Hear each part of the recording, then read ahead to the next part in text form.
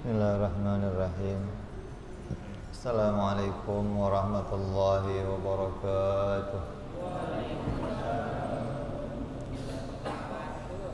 Fatiha ila ruhi sayyidina habibina syafi'ina rasulillah sayyidina Muhammad bin Abdullah sallallahu alaihi wa ala alihi wa ashabihi wa azwajihi wa dhurriyyatihi alladhi ya'li ar-rijali bil jannah wa yanfa'una bi asrarihim wa anwarihim wa 'ulumihim wa nafahatihim وبركاتهم في الدين والدنيا والآخرة ويجعلنا من حسبهم يرزقنا محبتهم ويتوفنا على ملتهم ويبشرنا في زمرتهم بالعافية والسلامة ثم حسوس الفاتحة إلى صاحب المقام والولاية أبي الحسين بن أبو بكر إدريس والبدن ثم صاحب الكتاب عثمان بن عبد بن أبي بن يحيى نفعنا الله بهم وفي علومهم في الدارين لهم الفاتحة. أعوذ بالله من الشيطان الرجيم. بسم الله الرحمن الرحيم. الحمد لله رب العالمين الرحمن الرحيم مالك يوم الدين إياك نعبد وإياك نستعين اهدنا الصراط المستقيم صراط الذين أنعمت عليهم غير المغضوب عليهم ولا الضالين آمين. Bismillahirrahmanirrahim. Nawaitu ta'alluma wa ta'lima wa tadhakura wa tadhkira wa naf'a wal intifa'a wal ifadata wal istifadata والحثا على التمسك بكتاب الله سنة رسول الله صلى الله عليه وسلم ودعاء إلى الهدى ودلالة على الخير ابتغاء mardatihi wa qurbihi wa thawabihi wa husnil khatimah ma'al lutfi wal afiyah wa salahil akibah. Bismillahirrahmanirrahim. Alhamdulillahirabbil alamin. Salatu wassalamu ala asyrafil anbiya'i wal mursalin Sayyidina wa habibina wa syafi'ina wa maulana Muhammadin wa ala alihi wa sahbihi ajma'in. Amma ba'du. Qala musanniful kitab rahimahullah wa nafa'ana bihi wa bi'ulumihi fid darain. Allahumma aftah qulubana futuhal arifin wa bihikmatika wa ansur alaina birahmatika ya arhamar rahimin. Ila an qal.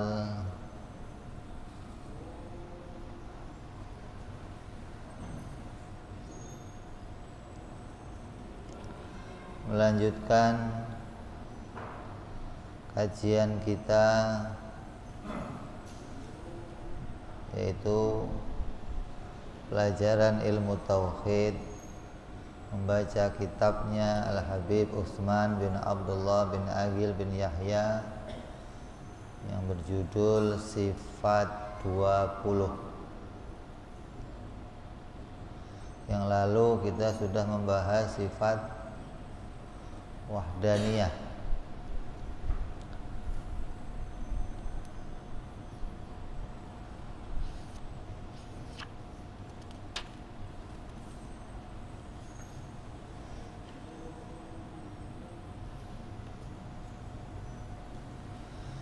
Kita melanjutkan pembahasan sifat berikutnya, yaitu sifat wajib bagi Allah bersifat kudrat. Wajib Allah bersifat kuasa. Wajib Allah bersifat mampu menjadikan segala sesuatu yang mungkin terjadi.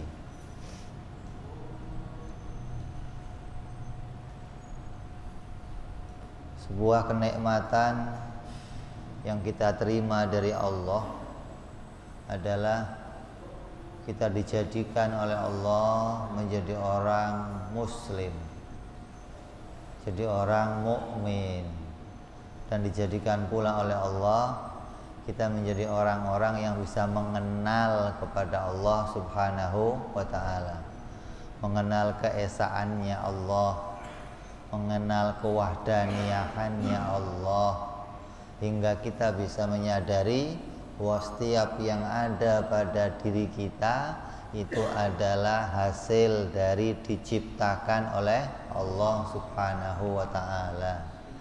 Semua yang ada menjadi milik kita itu hakikatnya adalah miliknya Allah Subhanahu wa ta'ala. Banyak di antara hamba-hamba yang Allah ciptakan, tapi Allah tidak berikan karunia untuk bisa mengenal kepada Allah Subhanahu wa ta'ala. Karena untuk mengenal kepada Allah ini adalah sebuah hal yang khusus. Mengenal kepada Allah bagaikan kita memiliki mutiara yang tersembunyi, mutiara yang begitu indah.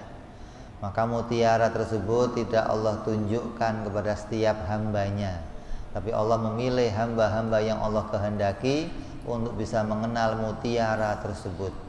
Maka kita bersyukur kepada Allah, hari ini kita dikumpulkan untuk bisa mengkaji, mengenal, melihat mutiara-mutiara yang indah tersebut, hingga kita bisa jadi orang-orang yang mengenal Allah Subhanahu wa ta'ala.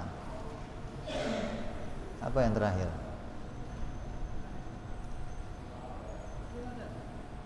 Terakhir rodat. Mulai rodat. Sekarang ilmu.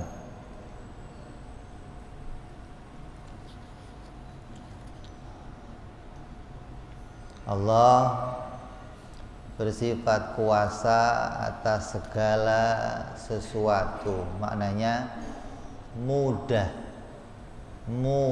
bagi Allah menciptakan segala sesuatu.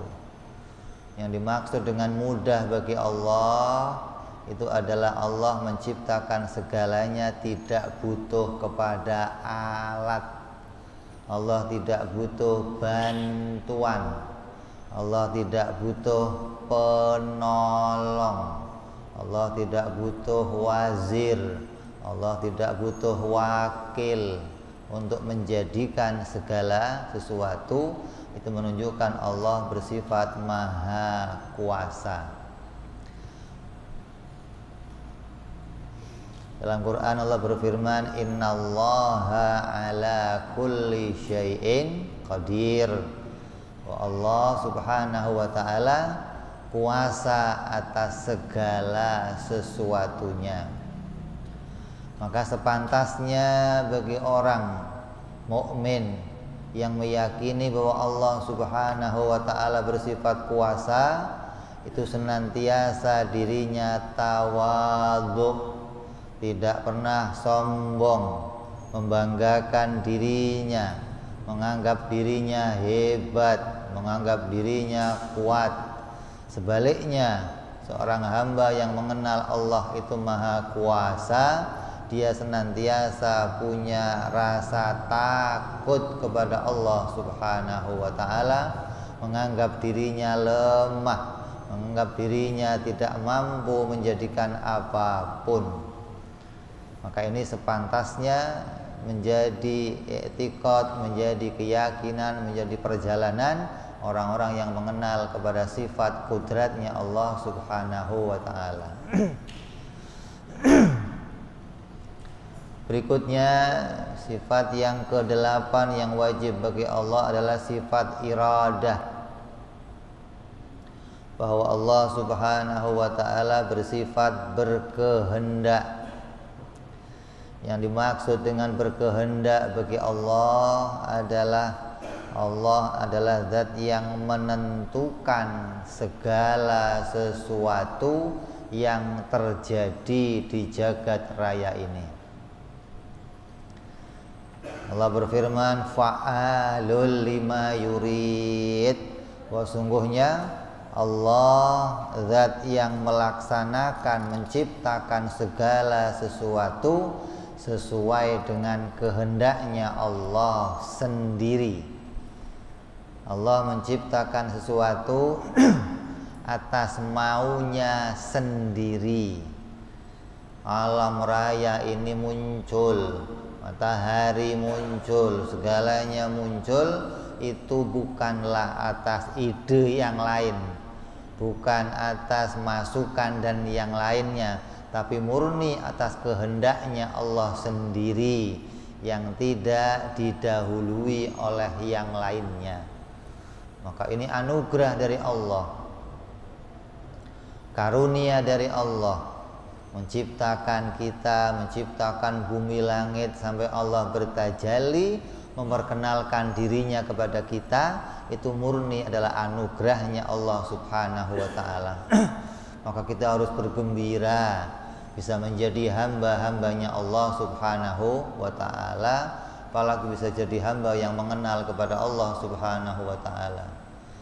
Maka dikatakan dalam Al-Quran, apa Allah berfirman, qul bifadlillahi wa birahmatihi wa bidzalika falyafrahu. Allah berfirman, katakanlah wahai Nabi Muhammad kepada umatmu, dengan anugerahnya Allah, dengan rahmatnya Allah, maka dengan yang demikian kalian seharusnya bergembira, berbahagia. Apa di antara fadlnya Allah? Di antara fadlnya Allah, kita bisa punya agama. Kita dijadikan umatnya Nabi Muhammad sallallahu alaihi wasallam. Kita dijadikan oleh Allah bisa mengenal kepada keesaannya Allah, mengenal sifat-sifatnya Allah. Itu anugerah yang istimewa dari Allah Subhanahu wa ta'ala kepada kita.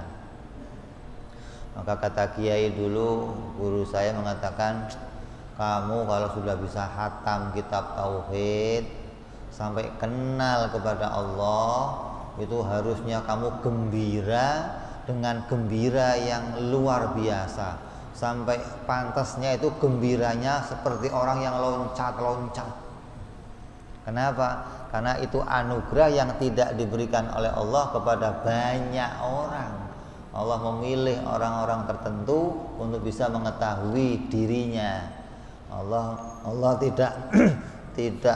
tidak memberikan ini kepada siapa saja, tapi hanya hamba-hamba yang dipilih yang bisa sampai kepada hal ini. Maka sepantasnya kita itu gembira ketika bisa sampai mengenal kepada hal tersebut. Menjadikan surga, menjadikan para nabi itu atas kehendaknya Allah sendiri. Allah menciptakan segalanya bukan atas keterpaksaan. Allah itu kalau bikin bukan dengan cara nggak sengaja, atau bukan dengan cara otomatis, bukan. Tapi Allah pilih, Allah tentukan, Allah maui. Di Quran katakan, wa ma tasya'una illa ayyasha Allahu rabbul alamin. Apa yang kalian kehendaki semuanya itu akan bisa terjadi apabila itu sesuai dengan kehendaknya Allah Subhanahu wa ta'ala. Kita dari rumah berjalan ke masjid ini berkehendak ingin sholat berjamaah, berkehendak ingin duduk iktikaf, berkehendak ingin ngaji. Ini sekarang bisa terjadi, itu sesuai dengan kehendaknya Allah Subhanahu wa ta'ala. Kalau Allah nggak kehendaki kita, maka kita nggak akan bisa melangkahkan diri kita ke masjid ini, apalagi untuk duduk iktikaf mendengarkan taklim sampai isya nanti. Dikatakan oleh para ulama, tempat yang paling jauh bagi seorang muslim itu adalah masjid. Kadang rumahnya sebelah masjid, tapi untuk ke masjid jauh, berat. Nah, tapi kalau ke Ancol deket, kalau ke tempat hiburan deket, tapi untuk ke masjid, masya Allah beratnya luar biasa. Maka kita malam ini bisa kumpul di masjid ini murni atas kehendaknya Allah Subhanahu wa Ta'ala. Apa sih yang Allah kehendaki pada diri kita?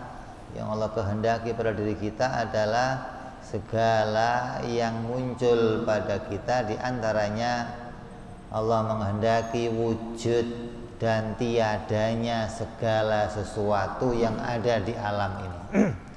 Apa yang kita miliki sekarang, anak, istri, harta, benda, jabatan, semuanya atas kehendaknya Allah Subhanahu wa Ta'ala. Jangan sampai kita kayak Qarun. Tahu Qarun?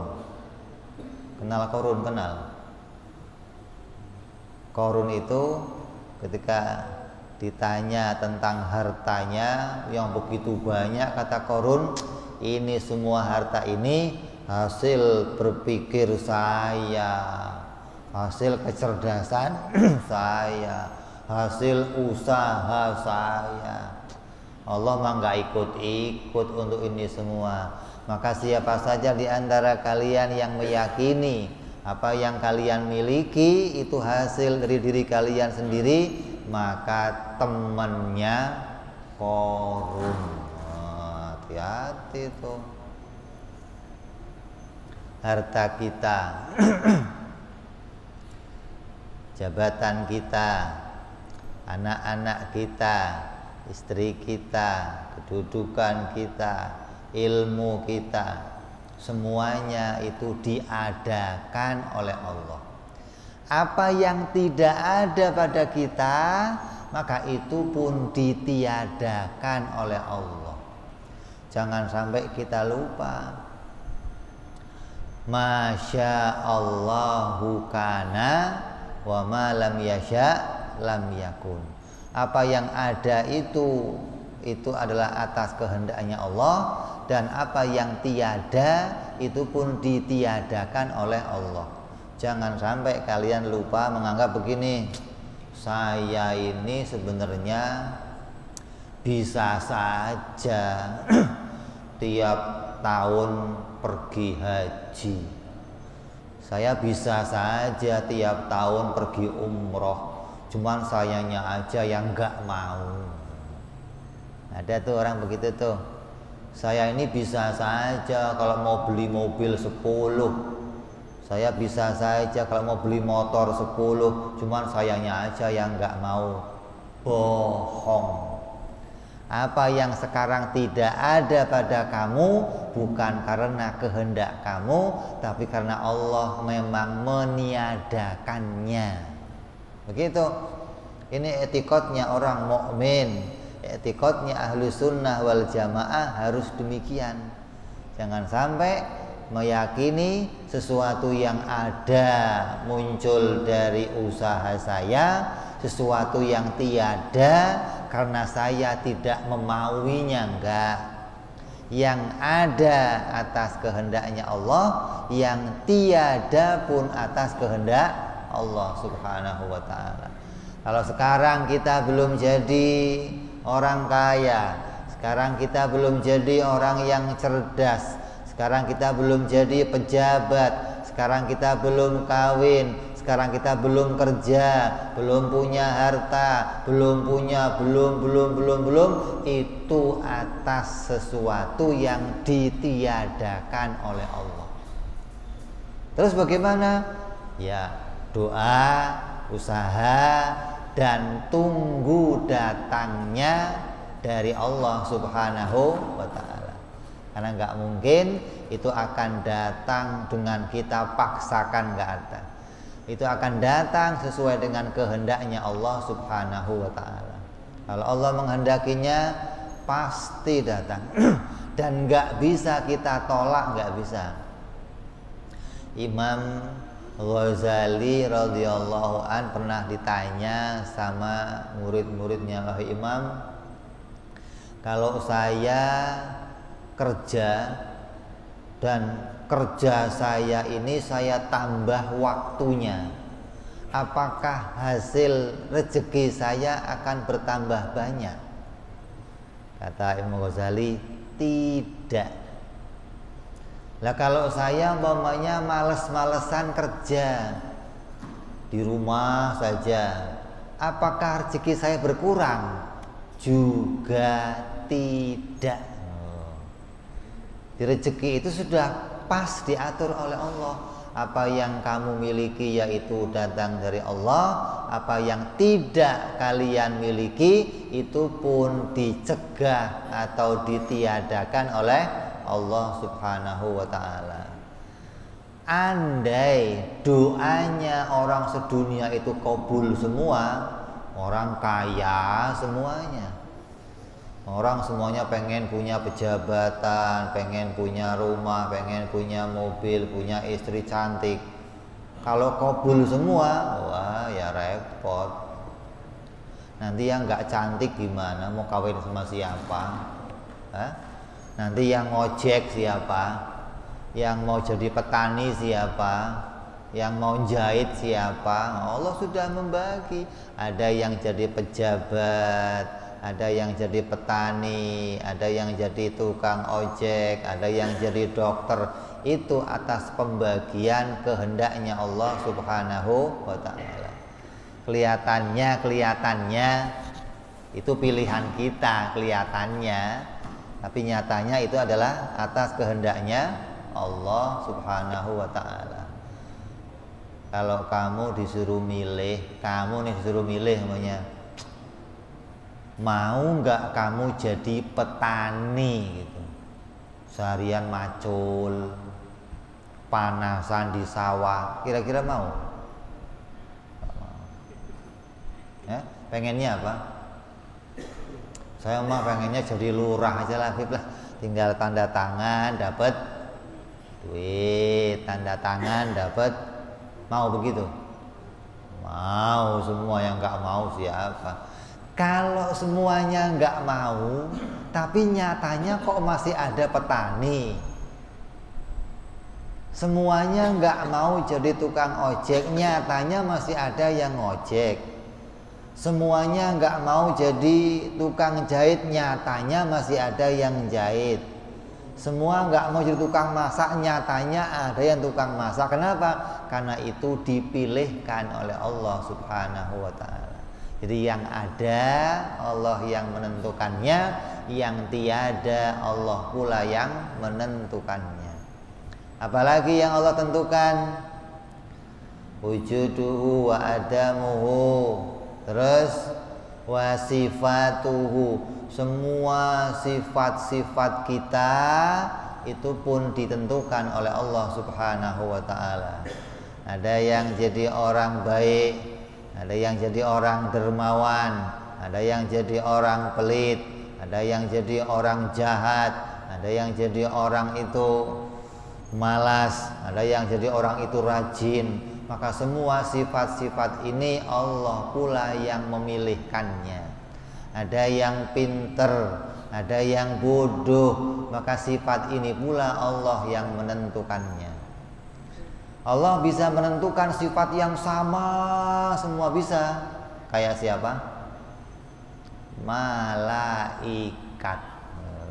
Malaikat diciptakan sama semua, ilmunya sama, imannya sama, bisa Allah jadikannya demikian. Tapi Allah kehendaki kita beda-beda. Ada yang pinter, ada yang bodoh. Agar apa? Hikmahnya terjadi saling tolabul ilim. Ada yang ngajar, ada yang belajar. Keduanya mematuhi perintahnya Allah Subhanahu wa ta'ala. Yang ngajar ya ikut perintahnya Allah, karena punya ilmu disampaikan.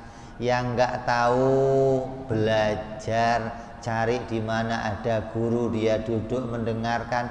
Ini atas kehendaknya Allah Subhanahu wa ta'ala. Bukan terjadi sendiri, bukan. Kenapa kok saya harus jadi orang bodoh ya? Kenapa kok saya jadinya orang begini ya? Kenapa kok saya begini? Jangan hal itu menganggap diri kita bahwa itu muncul dari kita sendiri tanpa kita tahu sebabnya. Kita harus kembalikan kepada makna iman. Ini adalah ketentuan dari Allah Subhanahu wa ta'ala. Terus waktunya Allah pula yang menentukan.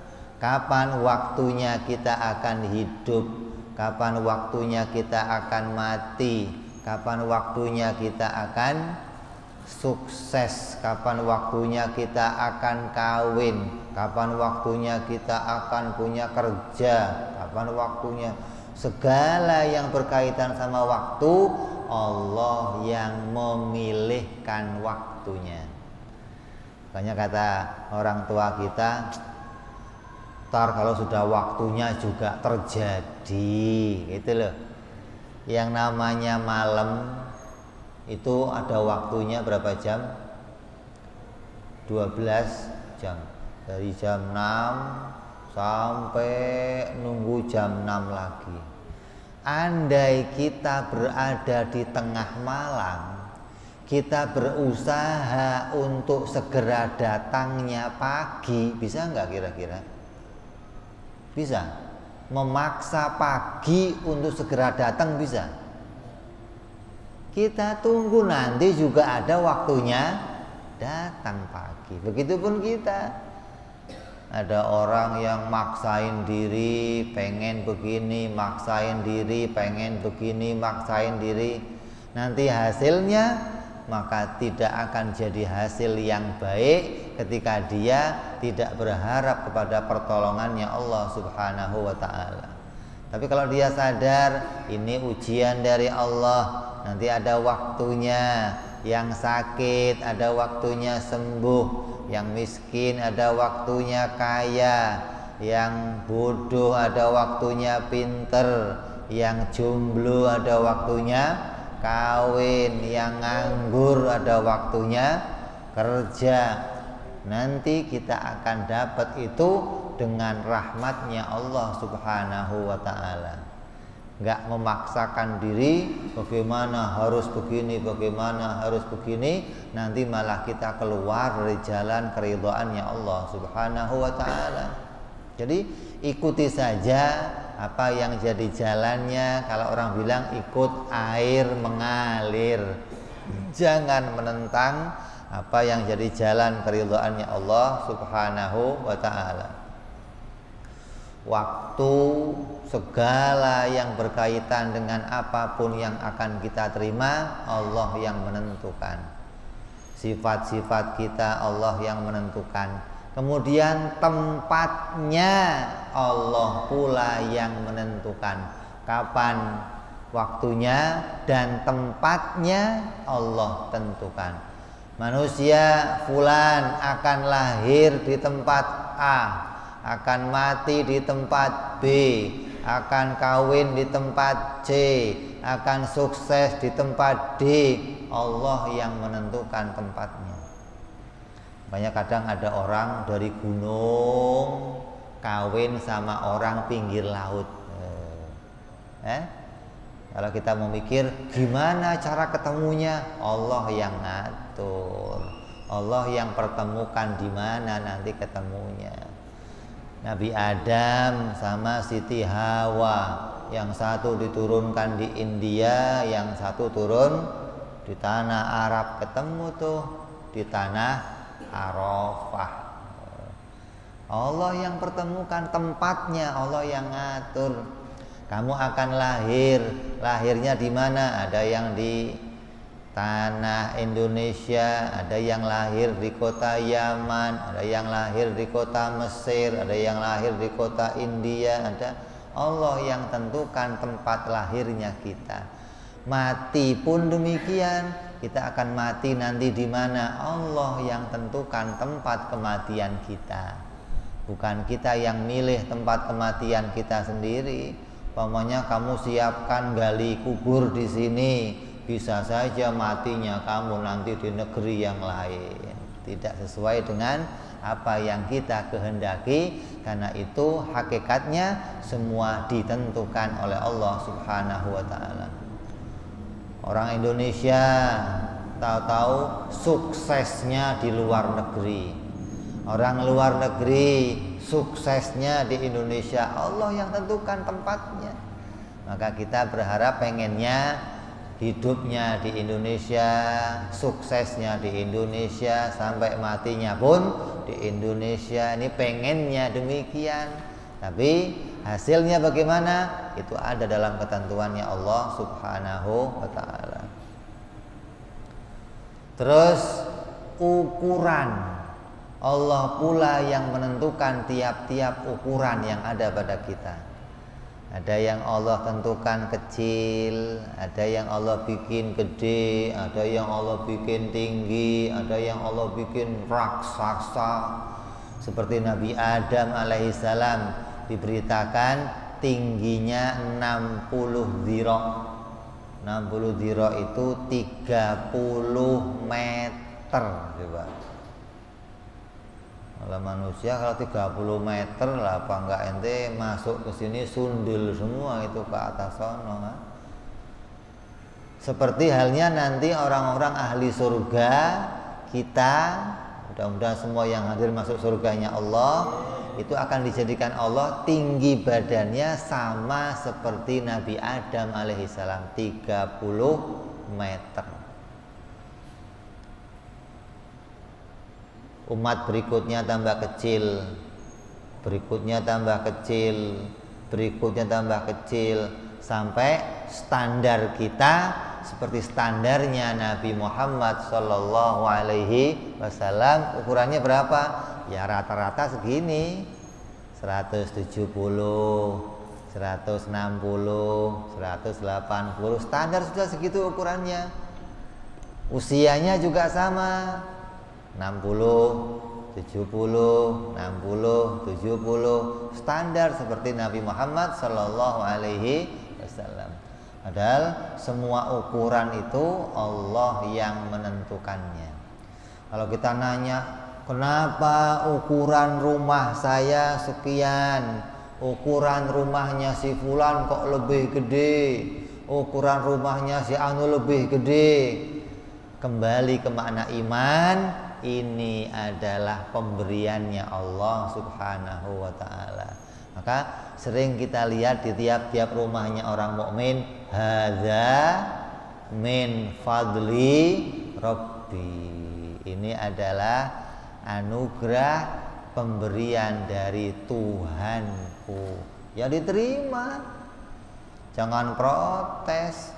Apa kamu kira kalau rumahnya gede, hidupnya nyaman gitu? Belum tentu. Kata Nabi apa?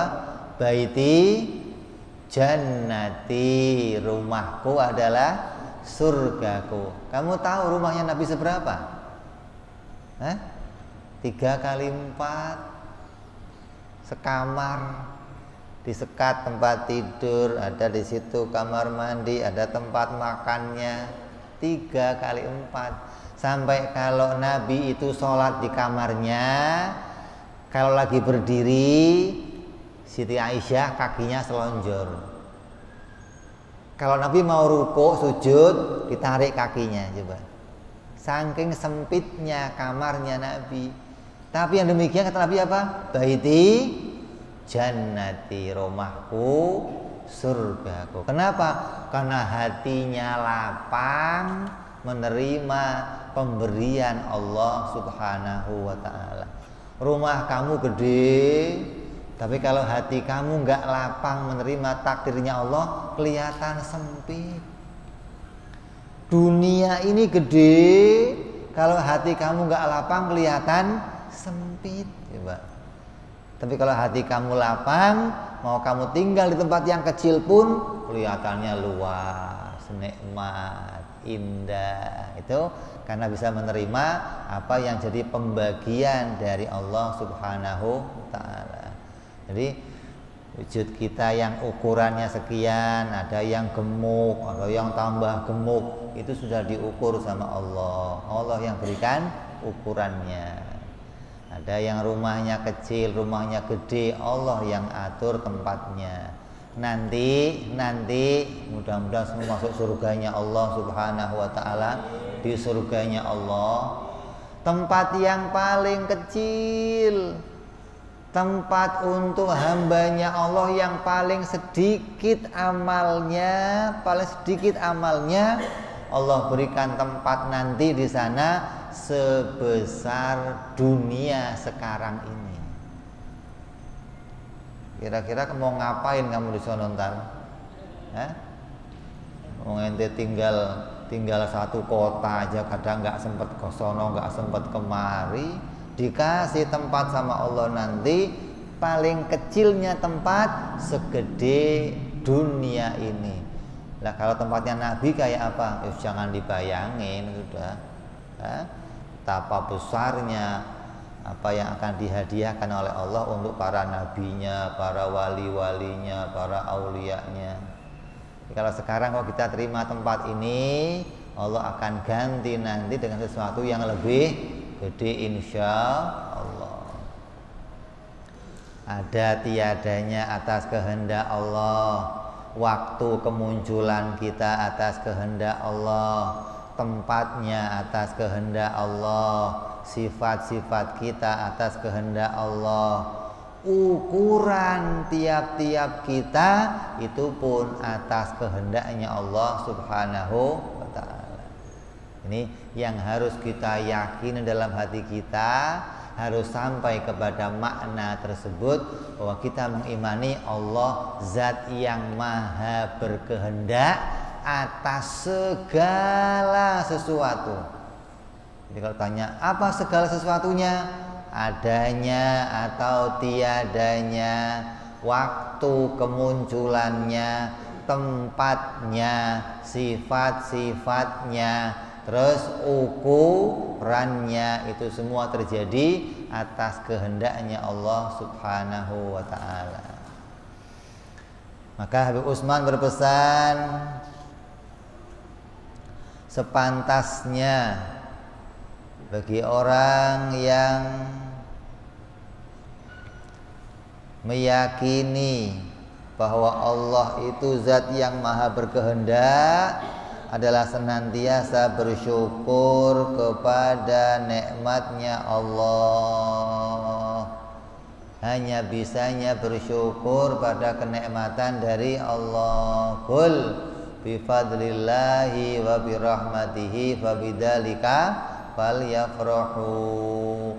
Ini semua muncul atas anugerahnya Allah, kedermawanan Allah yang menciptakan ini semua. Allah atas kehendaknya murni, kedermawanannya murni menciptakan diri kita. Saya mau nanya, pernah nggak ada yang pesen sama Allah, ya Allah nanti saya tolong diciptakan? Ada yang pernah pesan? Semua diciptakan atas kehendaknya sendiri.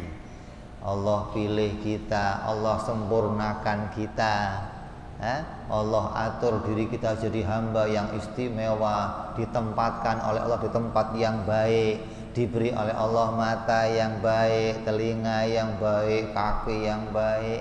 Seperti halnya beginilah, pagi tadi kamu bangun tidur, pernah nggak kamu doa, ya Allah nanti malam jadikan mata saya sehat, telinga saya sehat, kaki saya sehat, saya mau datang pengajian di luar Batang. Pernah doa begitu? Tapi Allah jadikan mata kalian sehat, telinga kalian sehat, kaki kalian sehat, hingga bisa melangkah ke masjid ini untuk mengikuti pengajian.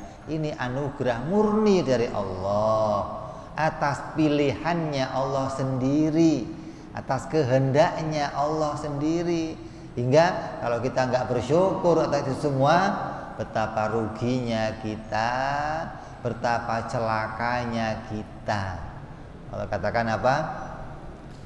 Siapa yang bersyukur atas nikmatku, akan aku tambah. Dan siapa yang ingkar atas nikmatku, ingat azabku amat pedih. Allah berfirman demikian. Maka kita hanya bisa bersyukur sebenarnya. Makanya kata Sayyidina Ali radhiyallahu an, dia berkata apa?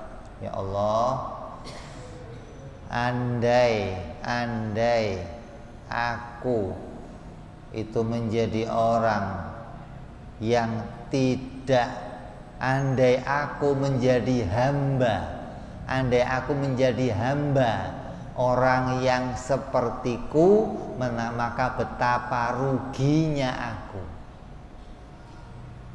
Kalau ada seorang profesor, ada seorang dokter, ada seorang pejabat, ada seorang kiai, kok dia jadi budaknya kiai yang lain namanya. Ada seorang dokter jadi budaknya dokter yang lain. Ada seorang profesor jadi budaknya profesor yang lain. Itu hal yang sangat merugikan. Tapi kata Sayyidina Ali, aku bersyukur ya Allah, aku bisa menjadi budakmu ya Allah, hambamu ya Allah, Tuhan yang maha kuasa, yang maha berkehendak, maha segala-galanya, maka aku bersyukur bisa jadi hambamu ya Allah. Dari sini mestinya seseorang bisa meninggalkan segala yang mendikte dirinya untuk melakukan hal-hal yang jelek. Kita ini sering didikte oleh nafsu kita untuk ngelakuin hal-hal yang jelek. Minum arak, untuk datang ke tempat-tempat yang jelek, berjudi, berzina. Didikte kita itu jadi budaknya nafsu kita sendiri. Padahal nafsu itu rendah. Yang sebangsa saja kita jadi budaknya yang sebangsa itu rugi. Apalagi jadi budak yang lebih rendah. Maka kita beruntung jadi hambanya Allah, Zat yang maha agung, yang maha kuasa. Kalau kita melihat hal ini akan jadi jalan kita mau meninggalkan hal-hal yang maksiat, keluar dari keridhaannya Allah Subhanahu wa ta'ala. Kenapa? Betapa bodohnya kita, betapa ruginya kita didikte oleh sesuatu yang lebih rendah oleh kita. Yang sederajat saja mendikte kita sudah rugi, apalagi yang lebih rendah. Maka kita beruntung diperintah Allah, diatur sama Allah, disuruh sama Allah. Maka tugas kita apa? Hanya bisa bersyukur. Alhamdulillah, saya jadi hambanya Allah Subhanahu wa ta'ala. Bersyukur saya dijadikan budaknya Allah, diperintah Allah. Dan syukurnya lagi saya bisa jadi hamba-hamba yang nurut sama Allah Subhanahu wa ta'ala. Ini karunia Allah yang harus kita syukuri. Gak habis-habisnya kita bersyukur hal itu. Maka kata Allah, qul bifadlillahi wa birahmatihi fabidzalika falyafrahu. Nah, kalau kita nggak punya cara mikir begitu, nanti cara mikirnya kita menganggap bahwa saya punya kemauan sendiri untuk begini, kemauan untuk begini, kemauan enggak. Kemauan yang membawa kita kepada jalan yang jelek itu bukan kemauan kita. Mesti kita diatur oleh yang lain yang ada dalam diri kita. Apa itu? Nafsu. Karena kita itu punya musuh berapa? 2. Di luar ada setan, di dalam ada hawa nafsu. Kalau kita didikte sama keduanya, berarti kita didikte sama sesuatu yang lebih rendah. Mau didikte sama yang sederajat saja ruginya luar biasa, apalagi yang lebih rendah. Na'udzubillahi min dzalik. Maka kita harus bersyukur bahwa kita jadi hambanya Allah Subhanahu wa ta'ala. Itu hikmah yang pertama Di antaranya hikmahnya orang yang bisa mengenal kepada sifat-sifatnya Allah Subhanahu wa ta'ala. Kita masuk Isya, kita dengar adzan Isya sebentar. Wallah.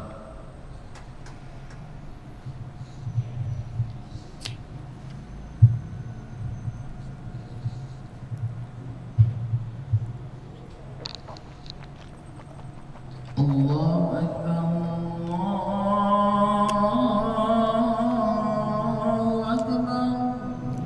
Allahu Akbar, Allahu Akbar.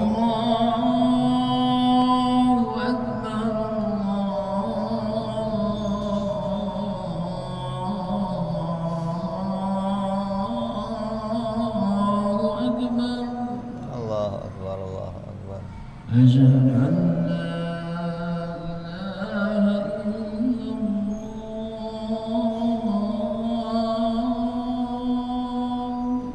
Asyhadu an la ilaha illallah.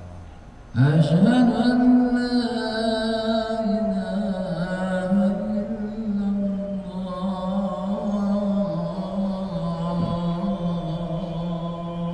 Asyhadu an la ilaha illallah. أشهد أن محمدا رسول الله.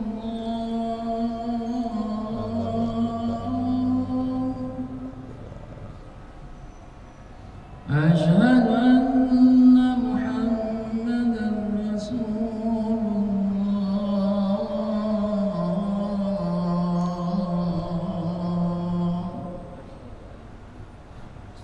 حي على الصلاة.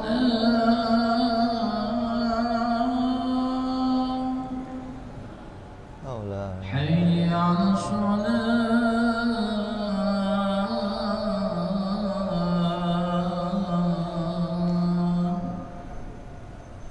Allah. حي على الفلاح.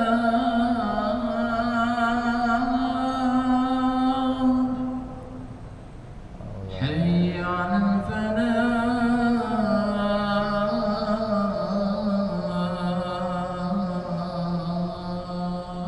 Haula wala quwwata illa billah. Allahu Akbar. Allahu Akbar. Allahu Akbar, Allahu Akbar. La ilaha illallah. La ilaha illallah Muhammadur Rasulullah sallallahu alaihi wa ala alihi wasallam. Allahumma rabb hadhihi al-da'wati tammah salatil qa'imah ati sayyidina Muhammadil wasilata wal fadilah wa syarafa darajatil 'aliyyati rafi'ah wa badhul maqam al-mahmud alladhi wa'anta ya arhamar rahimin. Rabbi ighfirli wa li walidayya, Rabbi ighfirli wa li walidayya, Rabbi ighfirli wa li walidayya Allah. Rabbi ighfirli wa li walidayya, Rabbi ighfirli wa li walidayya warhamhuma kama rabbayana shighara. Allahumma barik lana wa bi auladina wa hafadhum wa la tadurruhum wa rizukna birrahum wa fiqhum li ta'atik. Allahumma barik lana wa lahum bil hal wal ma'al wal iyal bi jahi kabiril muta'al. Wa sallallahu ala sayyidina Muhammadin wa ala alihi wa sahbihi wa sallam. Walhamdulillahi rabbil alamin. Kita teruskan sedikit sambil nunggu yang pada sholat sunnah. Jadi maka sepantasnya, seyogyanya bagi orang yang mengenal Allah adalah zat yang maha dermawan, maha berkehendak, maha baik, itu senantiasa bersyukur atas nikmatnya Allah Subhanahu wa ta'ala, bahwa kita dituhani oleh Allah. Yang kedua, senantiasa bisa bersabar atas setiap ujian-ujian yang didatangkan oleh Allah Subhanahu wa ta'ala. Allah mendatangkan untuk kita berbagai macam ujian. Maka seringkali kita putus asa dari ujian-ujian ini. Seringkali orang itu berlari karena tidak tahan untuk melewati tiap-tiap ujian dari Allah Subhanahu wa Ta'ala. Maka sepantasnya bagi orang yang tahu kalau Allah itu zat yang maha baik, zat yang maha dermawan, yang maha berkehendak, maha segala-galanya, ketika Allah menguji hambanya itu pasti bukan dengan tujuan untuk menyakiti hambanya, pasti bukan dengan tujuan tertentu. Allah menguji hamba-hambanya pasti di dalamnya ada hikmah yang akan membawa kepada kebaikan bagi hamba itu sendiri. Tapi kadang hambanya yang nggak tahu, kita yang nggak ngerti apa di balik ujian ini, ada apa hikmahnya, ada apa keuntungannya, ada apa kebaikan yang bisa kita ambil. Maka belum selesai ujian tersebut, kita sudah meninggalkan Allah Subhanahu wa Ta'ala. Kita lari kepada yang lainnya, mengadu kepada yang lain. Kalau orang sekarang curhat sama yang lain selain Allah. Kadang ngadu sama tetangganya, ngadu sama orang-orang yang gak sepantasnya kita mengadu, hingga hal itu membuat kita gagal melewati ujian-ujian dari Allah Subhanahu wa Ta'ala. Sampai kita diuji oleh Allah dengan apa? Dijadikan pada diri kita musuh. Allah ciptakan dalam diri kita musuh, namanya nafsu. Allah ciptakan pula di luar kita setan, itu juga jadi musuh. Maka itu ujian besar dari Allah Subhanahu wa Ta'ala. Apa keuntungannya? Maka Allah ciptakan ujian-ujian itu agar kita tahu kalau kita nggak akan bisa melawan setan sendiri. Kita nggak akan bisa melawan hawa nafsu itu sendiri kecuali kita mendekat dan minta pertolongan kepada Allah Subhanahu wa Ta'ala. Maka hikmahnya Allah jadikan musuh-musuh itu agar kita mau mendekat kepada Allah. Kita mau minta pertolongan Allah. Dengan mendekat kepada Allah, minta pertolongan Allah, maka datanglah kebaikan untuk diri kita dari Allah Subhanahu wa Ta'ala. Tapi kalau kita malah minta pertolongannya kepada selain Allah, tidak ada jalan keluar untuk kita. Begitupun ujian-ujian yang lainnya. Allah jadikan berbagai macam ujian, itu ada keuntungan yang Allah letakkan untuk kita. Kayak kita gambarnya begini dah, orang yang namanya diuji di sekolahan, itu diantaranya mau naik apa? Kelas, mau naik derajat. Yang diuji itu nggak cuman kita, hingga para nabi-nabinya Allah itu juga diberikan oleh Allah ujian. Kata Nabi apa? Bahwa asyaddukumul bala'ul anbiya tsummal amsal. Seberat-beratnya ujian bagi kalian adalah ujiannya para nabi. Kemudian ujian orang-orang setelahnya yang seperti nabi, seperti siapa? Para wali, terus orang-orang soleh, terus ya orang-orang yang kayak kita di bawahnya, itu menyusul di bawah ujiannya para nabi. Dan nabi diuji, apa yang bisa kita lihat dari ujian Allah kepada nabi? Ujian Allah kepada para nabi itu mau menunjukkan bahwa nabi adalah orang-orang yang senantiasa bisa menjawab dengan baik. Kita disuruh melihat, nih loh hambaku yang paling hebat ku uji, terus lihat dia pasti berhasil. Maka nggak ada nabi gagal melewati ujian, nggak ada. Kenapa? Karena mereka contoh untuk kita. Terus Ketika kita melihat Nabi itu diuji, apa yang bisa kita petik hikmahnya?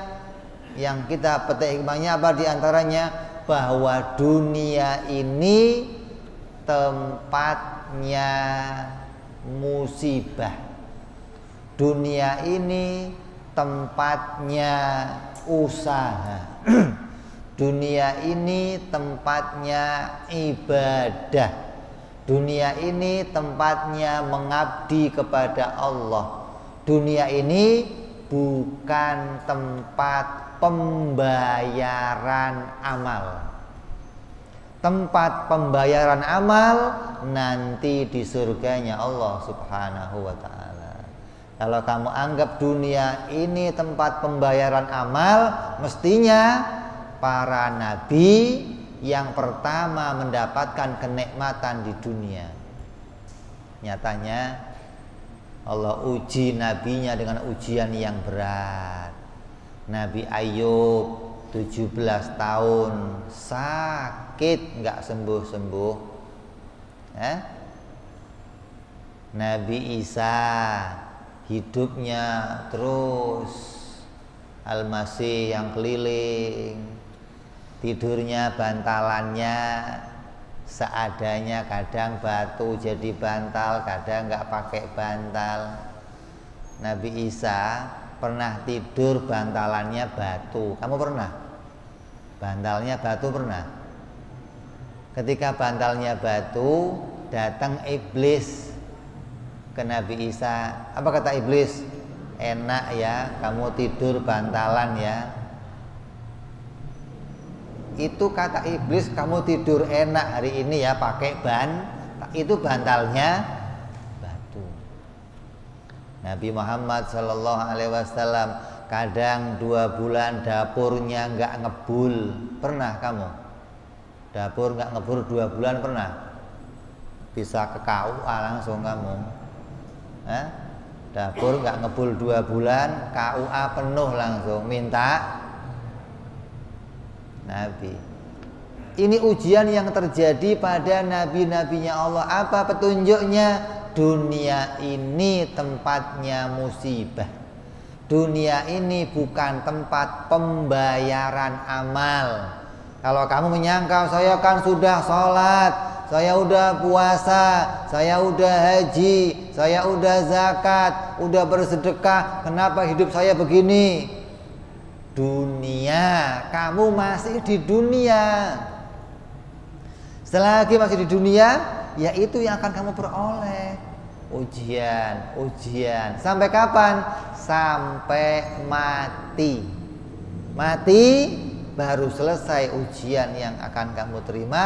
Di akhirat tinggal kamu dapat pembayaran dari Allah atas semua amal yang telah kamu lakukan. Kalau di dunia kita masih menganggap, kenapa saya nggak dapat kenikmatan, kenapa saya udah begini kok jadinya masih begini. Kamu lupa kalau dunia tempatnya ujian dari Allah Subhanahu wa ta'ala. Kemudian ujian yang Allah datangkan untuk para nabi itu mengangkat derajatnya para nabi. Kalau ujian yang Allah datangkan untuk kita apa? Menghapus dosa-dosa kita. Kamu punya dosa kira-kira? Enggak punya? Lah kalau kamu punya dosa diuji oleh Allah, bagi orang mukmin gembira. Kenapa? Dosanya dikurangi. Lah kalau enggak mau diuji, kalau nggak mau diuji ya jangan betah di dunia, cepat-cepat pindah ke alam akhirat, nanti lepas dari ujian. Selagi masih ya Allah panjangkan usia saya, ya Allah panjangkan usia saya, ya terus ujian akan mengikuti, nggak akan pernah putus. Kata Quran apa? Apa kalau kamu ngomong saya beriman terus kamu dibiarkan oleh Allah? Enggak, Allah akan datangkan ujian untuk iman yang kamu katakan kepada Allah Subhanahu wa ta'ala. Maka ini ujian yang terus datang kepada kita. Lah, kalau kita tahu yang nguji siapa? Yang nguji Allah. kamu nggak akan kecewa. Kenapa? Yang nguji ini zat yang baik, zat yang penyayang, zat yang maha berkehendak, zat yang dermawan, zat yang maha luar biasa. Karena dalam setiap ujiannya pasti mengandung nilai kebaikan. Maka demikianlah kata Ibu Utsman, sepantasnya kita menerima apa yang diujikan oleh Allah, karena hasilnya kita mengenal Allah Subhanahu wa ta'ala. Gak pernah ngeluh, gak pernah ngedumel, gak pernah putus asa, gak pernah curhat sama yang lain. Gimana ya saya kok begini hidup, gak pernah. Kenapa? Ketika hati kita bisa mengenal kepada Allah Subhanahu wa ta'ala. Beda sama orang yang gak kenal Allah. Isinya yang ngeluh, isinya yang ngedumel, isinya marah, putus asa. Akhirnya larinya kemana? Dukun, cari ayam hitam, ayam putih, sembelih. Ketika tokonya bangkrut, cari dukun. Kerjaannya putus, cari dukun. Kawinnya nggak beres, cari. Dia lari dari Allah Subhanahu wa ta'ala karena nggak mengenal yang menjadikan ujian itu adalah zat yang maha baik, maha dermawan, maha berkehendak atas segala sesuatu. Allah mampu menyelesaikan itu sekejap selesai. Wa may yattaqillah yaj'alahu makhrajan. Siapa yang takwa kepada Allah, Allah jadikan jalan keluar. Wa yarzuquhu min haitsu la yahtasib. Dan Allah jadikan rezeki dari jalan yang dia enggak sangka-sangka. Tapi karena kita enggak kenal Allah, hati kita gampang bergonjang-ganjing, bolak-balik. Maka kita mohon apa? Allahumma tsabbit qalbi ala dinik, ya Allah ya muqallibal qulub, tsabbit qulubana, tsabbit imanana, tsabbit tauhidana, ya Allah. Wahai yang membolak-balikkan hati, tenangkan hati kami ya Allah, tenangkan iman kami ya Allah, tenangkan tauhid kami ya Allah, agar senantiasa berada dalam agamamu ya Allah. Amin ya rabbal alamin, insyaallah. Ini saja hari ini kita kajian.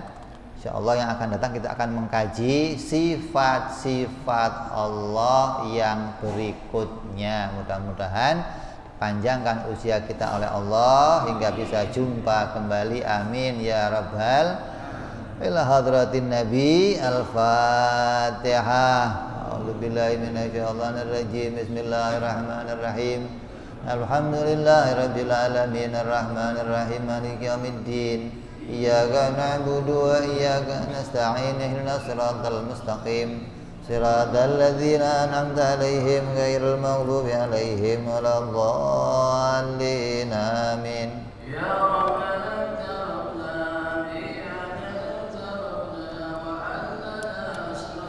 على لظى أشرافنا فتب علينا توبة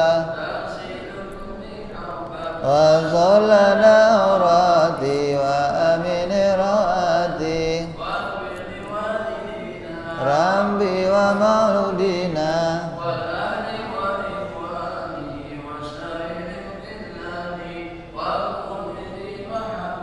أو جيرة أو صحبة المسلمين أجمع من ربي اسمع لا باكتساب منا بالمصطفى رسولي صلى وسلم ربي